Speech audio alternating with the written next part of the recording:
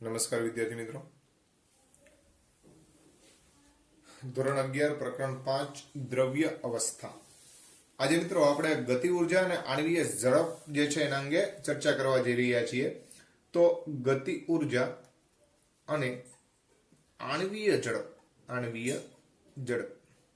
તો મિત્રો અગાઉના લેક્ચરમાં આપણે વાયુના વેગ અંગેની માહિતી લીધી હતી. હવે અહીંયા આપણે આણ્વીય ઝડપ જે છે એના અંગે ચર્ચા કરવી છે. મિત્રો આ ટોપિક તમારે બહુ સારી રીતે ફિઝિક્સની અંદર ખૂબ સારી રીતે વર્ણવેલો છે.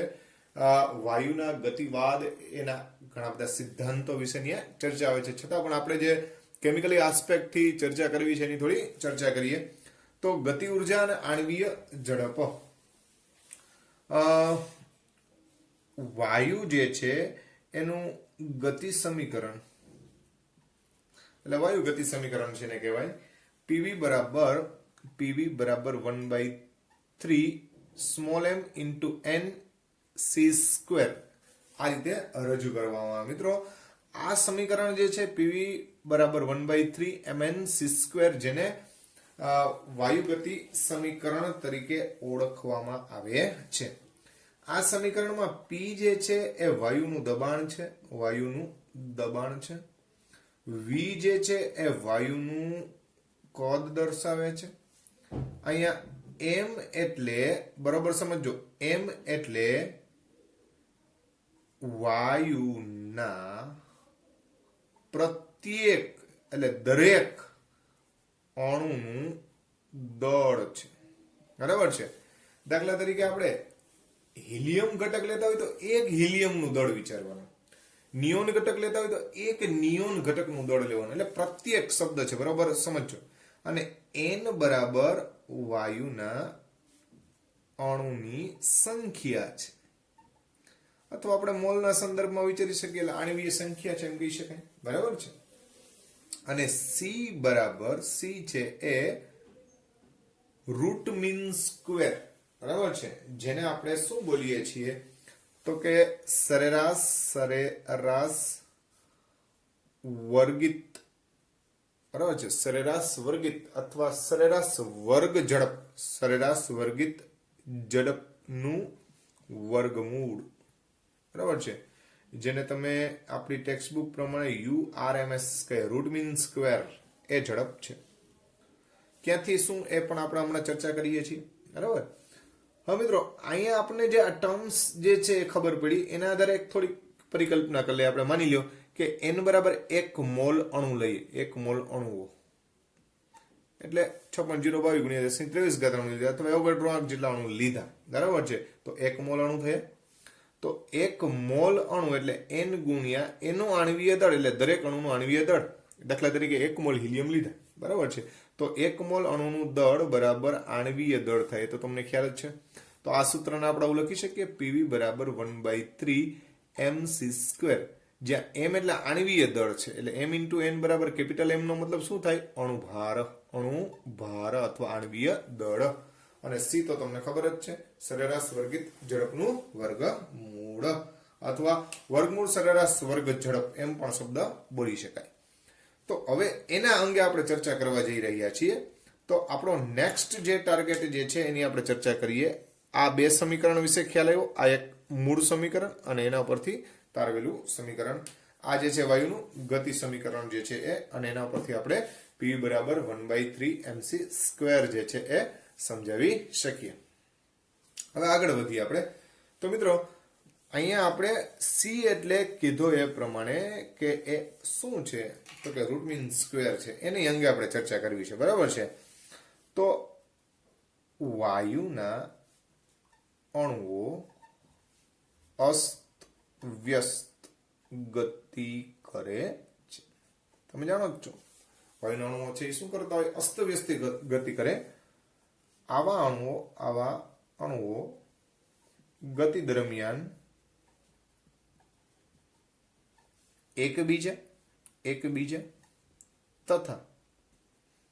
એકબીજા સાથે તથા વાયુ પાત્રની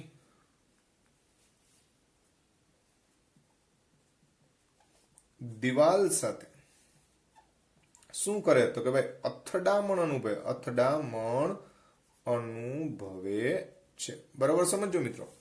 તો કે ભાઈ આવા વાયુઓ જે છે એ એકબીજા સાથે અને વાયુપત્રની દિવાલ સાથે શું અનુભવ થાય? અથડામણ.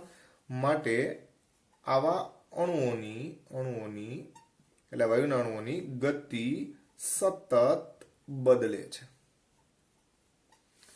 પણ તારણ એમ કહે છે કે નિયત તાપમાને વાયુઓની સરેરાશ ગતિ ઉર્જા, શબ્દ સમજો બરોબર, સરેરાશ ગતિ ઉર્જા અચળ રહે છે અથવા નિયત રહે છે. ભાઈ નિયત તાપમાને સરેરાશ કીધી, પ્રત્યેકની વ્યક્તિગત નથી વાત કરતા, પણ સરેરાશ તમે ગતિ ઉર્જાના સંદર્ભમાં વાત કરવા જાઓ તો એ હંમેશા અચળ રહે છે. હવે મિત્રો તમને ખબર છે કે ગતિ ઉર્જા જેને ઈકે કહીએ એટલે કાઇનેટિક એનર્જી બરાબર 1/2 mv², આવું આપણે શીખી ગયા છે. બરાબર છે, 1/2 mv², જેને આપણે ગતિ ઉર્જાના સંદર્ભમાં વિચારીએ છીએ. હવે સમજી લો, અહીંયા v એટલે વેગ છે, બરાબર છે, m એટલે દળ છે, અને 1/2 જે છે એ તો તમને ખ્યાલ આવે છે. હવે સમજો કે કોઈ n1 અણુઓ v1 વેગ ધરાવે અથવા v1 ગતિ ધરાવે છે, એવો શબ્દ જે બોલો બરાબર છે. n2 અણુઓ v2 વેગ ધરાવે અને n3 અણુઓ v3 વેગ ધરાવે. તો આ સૂત્ર માટે આપણે આવું લખી શકીએ કે ભાઈ 1/2 m જે છે એ આપણે દળ છે, બરાબર છે, અને કેટલા અણુઓ આવી ગતિ ધરાવે છે તો કે ભાઈ n જેટલા અણુઓ એવી ગતિ ધરાવે છે, બરાબર છે. તો v1², બરાબર છે, આ કેટલા અણુને લાગુ પડશે તો કે n1 જેટલા અણુઓને. ખ્યાલ આવે છે? હવે n2 અણુ જે છે, તો n2 અણુ જે છે એ n2 અણુ જેની ગતિ ઉર્જા જે છે એ 1/2 mv1² ની જગ્યાએ v2² જેટલી થશે. અને n3 અણુ માટે વિચારવા જઈએ તો n3 અણુ એની પ્રત્યેક અણુની 1/2 mv3² જેટલી ગતિ ઉર્જા થાય. તો આ બધાની કુલ ગતિ ઉર્જા, જેને આપણે ઈકે કહી દઈએ, બધાની ટોટલ ગતિ ઉર્જા, તો આ બધામાંથી સરવાળો થાય આ બધાનો, બરાબર છે. આની ગતિ ઉર્જા વત્તા આટલા અણુની ગતિ ઉર્જા વત્તા આટલા, બરાબર છે. અને જો તમારે આનો સરેરાશ લેવો હોય, તો એને અણુઓની સંખ્યા વડે ભાગી નાખીએ, એટલે n1 અણુ વત્તા n2 અણુ વત્તા n3 અણુ, જેટલા પછી આગળ લઈ જાઓ એટલે તમે લઈ જઈ શકો. ખ્યાલ આવે છે? ફરીથી સમજાવું છું. ઈકે બરાબર 1/2 mv². તો v1 વેગ ધરાવતા કુલ અણુ n1 છે, એટલે n1 અણુની ટોટલ ગતિ ઉર્જા n1 ગુણ્યા 1/2 mv² થાય, એમ n2 ગુણ્યા 1/2 mv2² થાય. એવી જ રીતના n3 ગુણ્યા 1/2 mv3², એવું આપણે દર્શાવી શકીએ ભાઈ, બરાબર છે. હવે મિત્રો અહીંયા બધામાંથી 1/2 અને m કોમન કાઢી લઈએ, તો 1/2 m કોમન કાઢું છું, 1/2 અને m, તો n1 v1² વત્તા n2 v2² વત્તા n3 v3², આવું લખી શકાય. છેદમાં તમને ખબર છે કે n1 વત્તા n2 વત્તા n3, આ રીતે આપણે દર્શાવી શકીએ. તો મિત્રો આ ખરેખર તમે જોવા જાઓ તો તમે અહીંયા સરેરાશ લીધો કહેવાય. શું લીધો કહેવાય? સરેરાશ. પણ આ કયો સરેરાશ થયો કહેવાય? તો કે સરેરાશ વર્ગ ઝડપ, બરાબર છે. એટલે ઝડપ જે છે એનો વર્ગ છે બધી જગ્યાએ, બરાબર છે. તો આવી જે કંઈ પણ ગતિ ઉર્જા જે છે, અથવા આવી જે કંઈ પણ ગતિ જે છે, એને આપણે કયા નામથી ઓળખશું? તો કે આ બધા જ અણુઓ માટેની કુલ ગતિ ઉર્જાના સંદર્ભમાં વિચારવા જાય તો એને કહેવાય સરેરાશ વર્ગ ઝડપ કહેવાય. અને શું કહેવાય? સરેરાશ વર્ગ ઝડપ, બરાબર. ગતિ કયો, ઝડપ કયો, જે શબ્દ બોલાય. હવે આનું જો એટલે આટલો ભાગ જે છે આટલો ભાગની વાત આલે છે બરાબર. આ જે છે એ શું છે? સરેરાશ વર્ગ ઝડપ. જો એનું વર્ગમૂળ લઈ લેવામાં આવે તો બરાબર, વર્ગ ઝડપ હોય એનું શું લઈ લેવામાં આવે? વર્ગમૂળ લેવામાં આવે. તો સરેરાશ વર્ગમૂળ ઝડપ એટલે કે આટલો ભાગ જે છે એનું આપણે વર્ગમૂળ લઈએ. આટલા ભાગનું શું લઈએ આપણે? વર્ગમૂળ લઈએ. તો આટલો ભાગ જે છે આપણે ડિલીટ કરી નાખીએ અને પછી આગળ સૂત્રના સંદર્ભમાં સમજીએ. તો આ ભાગ એટલે કે n1 v1 સ્ક્વેર વત્તા n2 v2 સ્ક્વેર વત્તા n3 v3 square upon n1 વત્તા n2 વત્તા n3 બરાબર છે.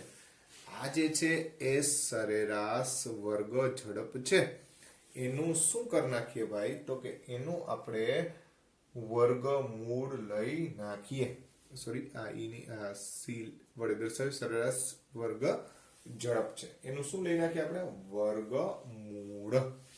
તો એનું આપણે વર્ગમૂળ લઈએ, જેને આપણે કહીએ છીએ વર્ગ સરેરાશ વર્ગમૂળ ઝડપ જે છે એવું આપણે બોલી શકીએ. જેને આપણે આમ લખીએ છીએ સરેરાશ વર્ગ ઝડપનું વર્ગમૂળ, જેને આપણે બોલીએ છીએ સી અથવા તો URMS બરાબર છે. રૂટ મીન સ્ક્વેર એવો એના માટે શબ્દ વાપરીએ છીએ બરાબર. જો આની જગ્યાએ તમે આનું વર્ગમૂળ લીધું તો આમ સી બોલ્યા બરાબર. એનો સ્ક્વેર કરો તો આ થઈ જાય કે નહીં? તો આ ઈકે જે છે ઈકે બરાબર છે. તો ઈકે બરાબર 1/2 m અને આની જગ્યાએ સી સ્ક્વેર લખી શકાય કે નહીં? બરાબર છે. જ્યાં સી છે એ શું છે? તો હવે તમને ખબર પડી ગઈ કે તે શું છે? તો કે વર્ગમૂળ છે. કોનું? સરેરાશ વર્ગ ઝડપનું. કોનું? સરેરાશ વર્ગ ઝડપનું. શું છે? વર્ગમૂળ. તો આવી રીતે તમે આ સરેરાશ વર્ગ ઝડપ જે છે એને સમજાવી શકો. હવે મિત્રો થોડીક જે કંઈ પણ આપણા સમીકરણો જે છે આના માટેના એની ચર્ચા કરીએ. તો આટલો તમને એકદમ ઇઝીલી ખ્યાલ આવી ગયો હોવો જોઈએ. હવે ત્યાર પછી આ સી અંગે ચર્ચા કરીએ. હવે એના સમીકરણો જે છે એની જરાક તારવણી કરીએ. તો અહીંયા તમે જાણો છો એ પ્રમાણે કે પીવી બરાબર 1/3 mnc સ્ક્વેર જે આપણું ગતિ સમીકરણ છે વાયુનું બરાબર. હવે આની જગ્યાએ આપણે આ m અને n mnc સ્ક્વેર બરાબર. m ઇન્ટુ n બરાબર આપણે મોલેક્યુલર વેઇટ લેતા હતા. ક્યારે? 1 મોલ માટે. n બરાબર 1 મોલ હોય તો શું કહેતા હતા ભાઈ? તો કે પીવી બરાબર 1/3 mc સ્ક્વેર. આવું શીખી ગયા કે નહીં? હવે એ mc સ્ક્વેર લખી નાખ્યું. ચાલો હવે આપણે શું કરશું? તો કે ભાઈ આને કરતા બનાવો છે બરાબર. તો આવું લખાય c સ્ક્વેર બરાબર 3pv બાય m. c બરાબર શું થાય? √3pv by m. આવું લખી શકાય. તો આ વસ્તુ ધ્યાનમાં રાખજો. આ c એટલે શું છે? રૂટ મીન સ્ક્વેર છે બરાબર છે. સરેરાશ વર્ગ ઝડપનું વર્ગમૂળ છે એ વસ્તુ ધ્યાનમાં રાખજો. આ વર્ગમૂળની વાત નથી કરતો, આની વાત ચાલે છે બરાબર છે.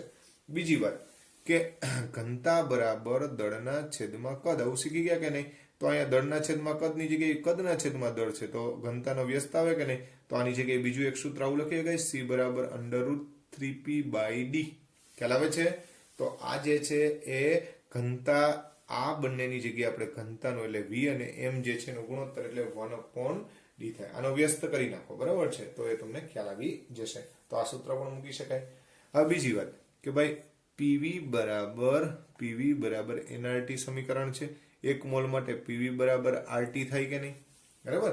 તો તમે અહીંયા આ સૂત્રની અંદર આવું મૂકી શકો c બરાબર √3RT અપોન m મૂકી શકાય કે નહીં? તો આ રીતે પણ તમે સમજાવી શકો. તો આ બધા તમે જુઓ તો c એટલે કે સરેરાશ વર્ગ ઝડપ માટેના સમીકરણ થયા કહેવાય બરાબર છે. ફરીથી કહી દઈ, પેલું c માટે આ સમીકરણ આવ્યું હતું √3pv અપોન m આવ્યું બરાબર છે. બીજું સમીકરણ √3RT બાય m લખી શકાય અને ત્રીજું સમીકરણ જે છે એ 3p બાય d. આવું અલગ અલગ સમીકરણો જે છે એ તમે રજૂ કરી શકો છો. ખાસ આ સમીકરણ ધ્યાન રાખજો, MCQ માં પણ આપણને કામ લાગશે. √3RT બાય એમ જે કોનું સમીકરણ છે તો કે સરેરાશ વર્ગ ઝડપનું વર્ગમૂળનું VRMS અથવા URMS અથવા CRMS જે સમજો તે, તો આ રીતે એને સમજાવી શકાય. હવે બીજી વાત, ત્યાર પછી જે છે એનો મુદ્દો આપણે ચર્ચા કરીએ. તો તમે જાણો છો એ પ્રમાણે કે PV બરાબર 1/3 mnc² જે વાયુ સમીકરણ છે, બરાબર છે. હવે આ PV બરાબર 1/3 mc² આપણે એવું પણ લખી નાખ્યું, જ્યાં 1 મોલ વાયુ માટે એનું m × n એટલે શું થાય? આણ્વીય દળ. સપોઝ કે આ PV બરાબર 2 વડે ગુણી અને 2 વડે ભાગી નાખીએ, એટલે આપણે આમ કરીએ છીએ 1/3 × 2/2, સમજો બરાબર, mc², બરાબર છે. તો PV બરાબર 1/3 એની જગ્યાએ 2 × 1 = 2 એટલે 2/3 × 1/2 mc² લખું છું, બરાબર, સમજો. એટલે આ 1/2 mc² એટલે 1/2 mv², એમ જ સમજી લ્યો. તો એને આપણે EK વડે દર્શાવી શકીએ, એટલે ગતિ ઉર્જા કહી દઈએ તો 2/3 1/2 mv² એટલે શું થઈ જાય? EK થઈ જાય કે નહીં? તો આ રીતે EK લખી શકાય. ખ્યાલ આવે છે મિત્રો? તો PV બરાબર 2/3 EK, અને EK બરાબર શું થાય? અહીંયા EK એટલે કાઇનેટિક એનર્જી EK બરાબર શું થશે? 3PV/2 અથવા 3/2 PV જે લખો એ, બરાબર છે. હવે તમે જાણો છો એ પ્રમાણે PV બરાબર RT, તો EK બરાબર 3RT/2 અથવા 3/2 RT, આ પણ ધ્યાનમાં રાખજો ગતિ ઉર્જાના સંદર્ભમાં. રેડી? તો આ વસ્તુ આપણે ખાસ ધ્યાનમાં રાખવી. હવે આ જે ઉર્જાનું સમીકરણ જે છે, આ 1 મોલ અણુની ગતિ ઉર્જા EK નું સમીકરણ છે, બરાબર ને? પણ તમારે 1 અણુની જોતી હોય તો આને એવોગેડ્રો આંક વડે ભાગી નાખવાનું, કેમ કે 1 મોલ એટલે એવોગેડ્રો આંક થાય, આપણે બધે 1 મોલ લઈએ છીએ, બરાબર છે. તો EK બરાબર એટલે 1 અણુ માટે કહીએ છીએ, બરાબર છે. તો 3/2 RT/NA આવું લખી શકાય, જે એક અણુ અથવા એકલ અણુની ગતિ ઉર્જાનું સમીકરણ છે. હવે મિત્રો અહીંયા R/NA, R અચળાંક છે, એને પણ અચળ છે. આ બંનેનો ગુણોત્તર જે છે એને કહેવામાં આવે છે, આ જે સમીકરણ જે છે ને બોલ્ટ્ઝમેન અચળાંક તરીકે ઓળખવામાં આવે. બોલ્ટ્ઝમેન અચળાંક. તો EK બરાબર 3/2, EK બરાબર 3/2 K into R into NA, K into T, જ્યાં K જે છે K બરાબર R/NA ને શું કહેવાય? બોલ્ટ્ઝમેન અચળાંક. એટલે K છે એ બોલ્ટ્ઝમેન અચળાંક તરીકે ઓળખાવી શકાય. તો આ એક વસ્તુ ખાસ ધ્યાનમાં રાખજો. બીજી એક અહીંયા બરોબર સમજવા જેવી ચર્ચા આવે છે કે EK એટલે ગતિજ ઉર્જાના સંદર્ભમાં વાત થાય, તો EK ઇઝ આ અચળાંક તરીકે લે તો ઇઝ પ્રોપોર્શનલ ટુ T. એનો અર્થ એમ થયો કે તાપમાન વધે તેમ ગતિ ઉર્જા વધે, આવી તો ખબર પડે. તાપમાન વધે તો EK એટલે ગતિ ઉર્જા વધે, બરાબર. બીજી વાત કે EK બરાબર 1/2 mv², આવું પણ થાય, બરાબર છે. અથવા mc² જ આપણે લઈએ, એટલે આપણે ગોટે ન ચડીએ, mc². તો અહીંયા એનો અર્થ એવો થયો કે આ c² જે છે c² એ પણ કોના પ્રોપોર્શનલ ટુ થાય? તાપમાનના, બરાબર છે. તો c પ્રોપોર્શનલ ટુ √T, આ ખાસ ધ્યાનમાં રાખજો, બરાબર છે. તો તાપમાન વધે એમ ગતિ જે છે એમાં પણ વધારો થાય. માની લો કે T બરાબર 0 કેલ્વિન છે, તો C બરાબર પણ 0 થઈ જશે, ખાસ ધ્યાનમાં રાખજો. એનો અર્થ એમ થયો કે નિરપેક્ષ શૂન્ય તાપમાને, કેવા તાપમાને? નિરપેક્ષ શૂન્ય તાપમાને. અહીં લખું છું ભાઈ, નિરપેક્ષ શૂન્ય તાપમાને અણુની ગતિ ઉર્જા શૂન્ય બને. બરાબર છે. એટલે અણુઓ સ્થાયિત્વ પામે. ખરેખર તો વાસ્તવમાં નિરપેક્ષ શૂન્ય તાપમાનને વાયુ સ્વરૂપ ધરાવતા જ નથી વાયુઓ, બરાબર છે, એનું પ્રવાહીકરણ થઈ જાય, પણ છતાં પણ આ જે સમીકરણ જે છે એના સંદર્ભમાં આપણે આટલું વિચારી શકીએ. તો આ વસ્તુ ખાસ ધ્યાનમાં રાખજો. હવે મિત્રો, આના આધારે એક સામાન્ય કોયડો જે છે એ આપણે વિચારી લઈએ. પછી હજી આપણે બીજા બે પ્રકારની ઝડપ વિશે વાત કરવી છે. આ જે આપણે વાત કરી એ સરેરાશ વર્ગમૂળ ઝડપ જે છે એના અંગે ચર્ચા કરી છે, બરાબર છે. હવે એક સિમ્પલ જે કોયડો છે એની પહેલા ચર્ચા કરીએ. તો તમે જાણો છો એ પ્રમાણે અહીંયા માની લો કે 100 સેલ્સિયસ તાપમાને પાણીનું વરાળ અને પ્રવાહી સ્વરૂપ બંને સંતુલનમાં છે. બરોબર સમજો. 100 સેલ્સિયસ તાપમાન છે ત્યારે પાણીનું વરાળ સ્વરૂપ અને પાણીનું પ્રવાહી સ્વરૂપ બંને સંતુલનમાં છે. તો વરાળ સ્વરૂપ અને પાણી સ્વરૂપ અથવા પ્રવાહી સ્વરૂપના અણુઓની ગતિ સંદર્ભે શું કહી શકાય? ગતિ સંદર્ભે આપણે શું કહી શકીએ? બરાબર છે. તો આપણે ઓપ્શન આપ્યા છે. વાયુના અણુની ગતિ વધુ છે. બી, પ્રવાહીના અણુની ગતિ વધુ છે. સી ઓપ્શન, બંનેના અણુની ગતિ સમાન છે.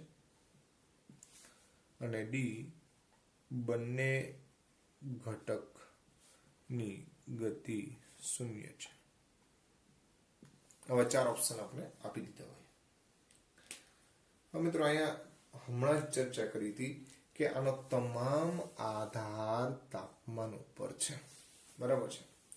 તો અહીંયા પાણીના જ ઘટક માટે છે એટલે બીજા કોઈ પરિબળ જે છે એની આપણે કઈ ચર્ચા કરવાની રહેતી નથી. દળ બે માટે સમાન જ છે. તો માત્ર ને માત્ર તાપમાન ઉપર ડિપેન્ડન્ટ થાય તો બે માટે તાપમાન તો કેવું રાખ્યું છે આપણે? સમાન રાખ્યું છે, વરાળ માટે અને પ્રવાહી માટે. એટલે કોઈની ગતિ વધારે કે કોઈની ઓછી એવું ન કહી શકાય. બંને અણુઓની ગતિ કેવી થાય? સમાન થાય. એટલે ખાસ ધ્યાનમાં રાખજો કે બંને ઘટકો જે છે એ તાપમાનના આધારે તમે સમજૂતી આપો એટલે બંને ઘટક અણુઓની ગતિ જે છે એ હંમેશા કેવી થાય? સમાન થશે, બરાબર છે. એટલે અહીંયા ગતિ જે છે એ સમાન હોય છે. મિત્રો, આ જે વાત કરી એ આપણે રૂટ મીન સ્ક્વેર ની વાત કરી. હવે ત્યાર પછી જે છે એની આપણે ચર્ચા કરવા જઈએ તો સરેરાશ ઝડપ વિશે વાત કરવી છે. સરેરાશ ઝડપ અંગે વાત કરવા છે. તો સરેરાશ ઝડપ જેને આપણે સી બાર અથવા વી બાર યુ બાર છે કયો તે, બરાબર છે. માની લો કે N1 અણુની ગતિ V1 છે, N2 અણુની ગતિ V2 છે અને N3 અણુ જે છે એની V3 છે.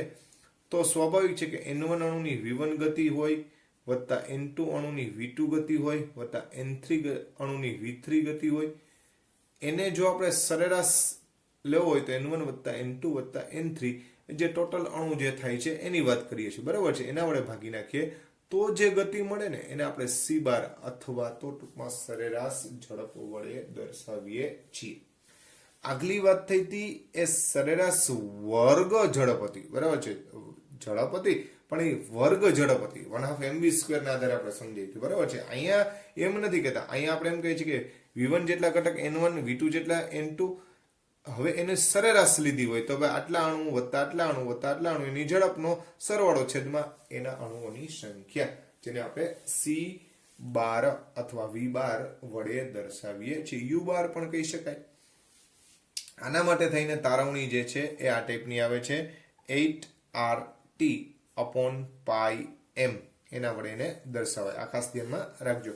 તો આ જે છે એ સરેરાશ ઝડપ જે છે એનું મૂલ્ય થશે 8RT upon પાઈ m.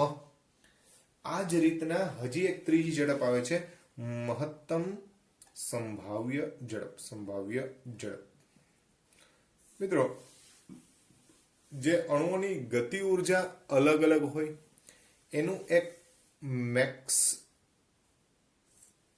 બોલ્ટ્ઝમેન જે છે એને એક વિતરણ દર્શાવેલું હતું. તો આ આણ્વીય ગતિ ઉર્જા લઈએ આપણે, આણ્વીય ગતિ ઉર્જા, અને અહીંયા આપણે અણુઓનો અંશ લઈએ, અણુઓનો અંશ. તો તમે જાણો છો એ પ્રમાણે કે ભાઈ જુદા જુદા અણુઓ જે છે એ જુદી જુદી ગતિ ઉર્જા ધરાવતા હોય. કેટલાક અણુઓની ગતિ આટલી હશે, એનાથી વધારે અમુકની હશે, અમુકની વધારે હશે. માની લો કે આ એક ગતિ ઉર્જાનો એક આ રીતનો ઘંટાકાર આલેખ તમને જોવા મળે. આ તમે પીકનો વિચાર કરો એટલે ટોપનો વિચાર કરવા જાઓ તો ત્યારે જે ગતિ ઉર્જા પ્રાપ્ત થાય, આ જે ગતિ ઉર્જા પ્રાપ્ત થઈ એનો અર્થ એવો થયો કે મોટા ભાગના અણુ અથવા તો વધારેમાં વધારે અણુ, આ અણુઓનો અંશ છે, બરાબર છે, આવા અણુઓ આ પ્રકારની ગતિ ધરાવે છે. એક તમને સિમ્પલ ઉદાહરણ દઉં. દાખલા તરીકે ક્લાસની અંદર આપણે 50 માર્કની એક એક્ઝામ હોય, 50 માર્કની એક એક્ઝામ, તો ઘણા વિદ્યાર્થીઓને 25 માર્ક આવ્યા હશે, ઘણા બધા એટલે 25 થી 30 વચ્ચે આવેલા હોય. ચાલો, ઘણા વિદ્યાર્થીઓ જે છે ને 30 થી 40 વચ્ચે આવેલા હોય, ઘણાને 40 થી 50 વચ્ચે આવેલા હોય, બરાબર છે. અથવા તો આપણે એમ કહીએ કે 20 થી 30 વચ્ચે માર્ક આવેલા હોય, 30 થી 40 વચ્ચે, અને 40 થી 50 વચ્ચે માર્ક આવેલા હોય, એવું બને. પણ અહીંયા આ જે માર્ક્સ છે એ એવું કહેવા માંગે છે કે સૌથી વધારે વિદ્યાર્થીઓને આવેલા માર્ક છે, બરાબર છે. એમ સમજી લ્યો કે આટલા વિદ્યાર્થીઓ છે, એટલે મહત્તમમાં મહત્તમ વિદ્યાર્થીઓ છે કે જેની પાસે આ પ્રકારના માર્ક છે. એટલે બહુ ઝાઝા, આ સ્પીડ ઝાઝી કહેવાય, એટલે બહુ ઝાઝા પણ નથી, બહુ ઓછા પણ નથી, પણ સરેરાશ જેને કહે. તો આ જે છે ને મહત્તમ સંભાવ્ય ઝડપ કહેવાય, સંભાવ્ય ઝડપ, કે જે મહત્તમ અણુઓ કે જેની પાસે આ પ્રકારની ગતિ છે, મહત્તમ અણુઓ પાસે રહેલી ગતિ, ટૂંકમાં કહીએ તો, બરાબર છે.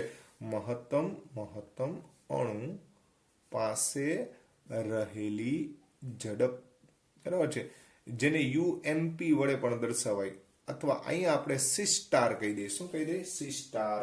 એવી રીતે દર્શાવવામાં આવે છે. તો આ C બાર થયું, ઓલું સરેરાશ વર્ગિત ઝડપ વર્ગમૂળ જે છે એ C, આ C બાર અને આ C સ્ટાર, એવી રીતે એને દર્શાવવામાં આવે છે. તો આ C સ્ટાર જે છે, C સ્ટાર એ માટે જે સમીકરણ જે છે એ 2RT upon m, 2RT upon m પ્રાપ્ત થાય. તો હવે બધાના જે સમીકરણો જે છે એને આપણે કમ્બાઈન કરીએ. આ મહત્તમ સંભાવ્ય ઝડપ, ટેક્સ્ટ બુકમાં આના વિશે વર્ણન છે મિત્રો, આના વિશે પણ વર્ણન છે, બરાબર છે. તો આ બધાના સમીકરણો જે છે એને આપણે એકત્રિત કરીએ તો આપણને એક સરસ મજાનો આ ટાઈપનો એક સંબંધ જે છે એ પ્રાપ્ત થશે, બરાબર છે. અને એના મૂલ્ય વિશે પણ આપણે ચર્ચા કરીએ. તો આપણી પાસે 3 પ્રકારની ઝડપ જે છે એને ધ્યાનમાં લઈએ. તો C સ્ટાર એટલે હમણાં જ વાત કરી મહત્તમ સંભાવ્ય ઝડપ, C સ્ટાર બરાબર √2RT upon m વડે દર્શાવ્યું, બરાબર છે. આ સમીકરણ એવું કહે કે તાપમાનના સમપ્રમાણમાં હોય અને આણ્વીય દળના વર્ગમૂળના વ્યસ્ત પ્રમાણ, એટલે તાપમાનના સમપ્રમાણ વર્ગમૂળના સમપ્રમાણમાં. રેડી? પછી ત્યારબાદ બીજી ઝડપ જે છે એ આપણે C બાર જે દર્શાવી, એટલે સરેરાશ ઝડપ જે છે એની વાત કરવા જઈએ તો 8RT upon પાઈ m વડે દર્શાવ્યું. અને ત્યારબાદ જે છે એ C એટલે VRMS જેને કહે છે, આ જે છે એ UMP થઈ મિત્રો, આ જે છે U બાર થઈ, અને આ URMS અથવા રૂટ મીન સ્ક્વેર વાળી ઝડપ થઈ. તો એના માટે થઈને 3RT upon m, આપણે એવું પહેલા જ શીખી ગયા છે, 3RT upon m. તો આ 2RT upon m, આ 3RT upon m, અને આ 8RT upon m પણ શું આવશે? પાઈ આવશે. ક્લિયર? હવે માની લો કે એક વખત, એટલે કે જેઈ મેઇન 2013 નો પ્રશ્ન છે, JEE મેઇન 2013. મિત્રો, ક્યારેક ઓપ્શન લખવામાં અમારાથી ઉતાવળમાં ક્યાંક ભૂલ પણ થઈ ગઈ હોય, ક્યાંક થીટાની જગ્યાએ પાઈ થઈ ગઈ હોય કે પાઈની જગ્યાએ થીટા, પણ આપણે આખો પ્રશ્ન સમજી લીધા પછી આપણને ખબર પડી જવી જોઈએ કે જે પ્રકારનો ઓપ્શન હોય એ આપણે પ્રિન્ટિંગ મિસ્ટેકને બહુ ધ્યાને લેવાની જરૂરિયાત નથી. બરાબર છે. એ પેપરમાં તમને બહુ સારી રીતે પ્રશ્ન આપવામાં આવશે જ. તો જેઈ મેન 2013 નો એક પ્રશ્ન આપેલો હતો. શું આપેલો હતો? તો કે વાયુઓની એટલે વાયુ અવસ્થાને અથવા વાયુઓ જે છે એની મહત્તમ સંભાવ્ય ઝડપ C* તેમજ સરેરાશ ઝડપ C* અને રૂટ મીન સ્ક્વેર એટલે CRMS નો ગુણોત્તરનું મૂલ્ય જણાવો. બરાબર. હવે અહીંયા આપણે આનું ગુણોત્તર લેવા જાય એટલે હવે અહીંયા ઓપ્શન નથી લખતો પણ સીધું આપણે લઈએ C* જેમ C* જેમ C. આનો આપણે ગુણોત્તર જોઈએ છે. બરાબર. તો આના માટે થઈને આમ લખાય કે √2RT/m જેમ √8RT/m જેમ √3RT/m. તો આ બધામાંથી કોમન જે નીકળે છે એ આપણે ડિલીટ કરી નાખીએ. તો અહીંયા RT/m બધામાં જે કોમન નીકળે એ કાઢી નાખીએ આપણે. તો √2 વધશે જેમ અહીંયા 8/π વધશે જેમ અહીંયા જે છે એ √3 વધશે. હવે √2 એટલે તમને ખબર છે કે 1.414. બરાબર છે. જેમ 8/π એટલે 1.595 જેમ √3 એટલે 1.732. હવે આ બધા ઘટકોને 1.414 વડે ડિવાઈડ કરીએ તો આ 1 થઈ જાય. ત્યારે આ જે છે એ 1.128 થાય અને આનું મૂલ્ય જે છે 1.225 જેટલું થાય. તો અહીંયા એક વસ્તુ ખાસ ધ્યાને લેજો મિત્રો કે C નું મૂલ્ય જે છે એ સૌથી વધારે હોય. બરાબર છે. તો ઝડપનો એક ક્રમ પણ યાદ રાખજો. ઝડપનો ક્રમ જે છે આ ઓપ્શન જે છે આ આપેલો જ હતો ભાઈ. બરાબર છે. એટલે 4 ઓપ્શન અલગ અલગ આપેલા હતા. એમાંનો એક ઓપ્શન જે છે 1 જેમ 1.128 જેમ 1.225 ત્યાં પૂછાયેલો હતો JEE મેઇન 2013 માં. બરાબર છે. આપણી ટેક્સ્ટ બુકમાં પણ આનું મૂલ્ય આપણને આપેલું છે. હવે અહીંયા ઝડપનો જે ક્રમ જે છે ઝડપનો એ પણ ખાસ સમજી લ્યો. તો એ પણ તમને ઘણી વાર પૂછે. તો રૂટ મીન સ્ક્વેર સૌથી વધારે ઝડપ કહેવાય. ત્યાર પછી જે છે એ C* કહેવાય અને મહત્તમ સંભાવ્ય ઝડપ જે છે એ સૌથી છેલ્લે આવે.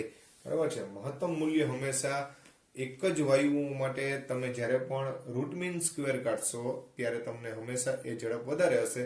પછી સરેરાશ ઝડપ આવે ને સૌથી ઓછી ઝડપ જે છે એ C* જે છે એટલે કે ટૂંકમાં મહત્તમ સંભાવ્ય ઝડપ છે એનું મૂલ્ય સૌથી ઓછું ગણાવી શકાય. તો મિત્રો આ જુદા જુદા પ્રકારની જે કંઈ પણ ઉર્જાઓ જે હતી એટલે કે આણ્વીય ઝડપ હતી એના અંગે આપણે અભ્યાસ કરેલો છે.